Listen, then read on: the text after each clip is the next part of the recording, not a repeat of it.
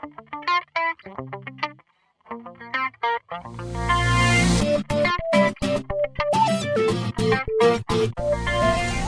in the 90s, pagers were the thing to have. I was with the Kingdom Heirs at the time, and I got this weird number on my page this particular day. I got it paged like 3 or 4 times.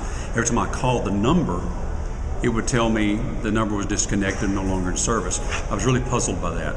Well, that night, I sat down and ate with my family, Scotty, Jordan, Michelle, and Scotty decided that evening that he was about mid-teens.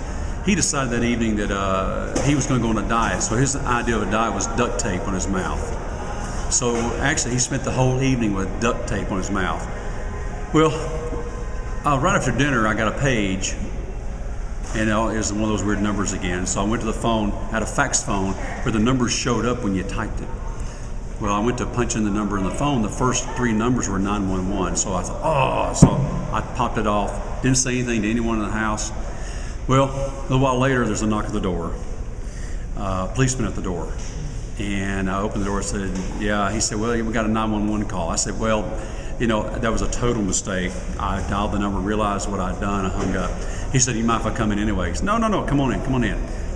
So my wife comes around the corner and says, hey, what's going on here? I said, well, I dialed 911, and she started chewing me out for dialing 911. Then the policeman begins to ask her if she's okay. I'm like, tell him, please, you're okay. Well, all of a sudden, Scotty decides he wants to take a shower in our bathroom because the middle bathroom was taken. So here he comes with underwear and duct tape out of his bedroom. Oh my. So the policeman and I were looking at him. I said, Scotty, get the duct tape off your mouth. He said, son, are you okay? And so, next thing you know, my daughter Jordan is sticking out her head out of the middle bathroom, the guest bathroom. And next thing you know, he wants everybody in the room. So this is not looking good right now. And Scotty still hasn't taken the duct tape off of his mouth. So after a long story, after explaining pleading my case, the guy finally realized that we were on the up and up. But that was really a traumatic evening for me. I went through therapy for several weeks because of Scotty's duct tape.